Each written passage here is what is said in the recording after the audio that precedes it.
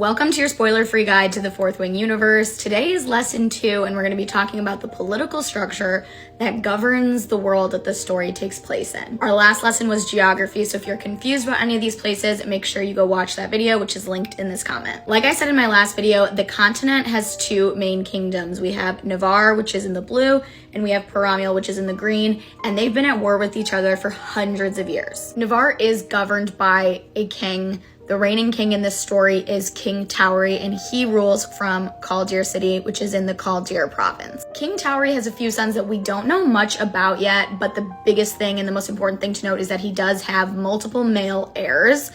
We do know that his second son died in the Riders Quadrant. In a future lesson, we'll go more in depth into the military structure, but the biggest thing to note is that this country, Navarre, outlined in blue, has a military, and it's divided into 4 quadrants. We have the scribes, who are responsible for recording history and current events and are also responsible for protecting the historical archives. Healer's quadrant is pretty self-explanatory, but think like doctors and nurses.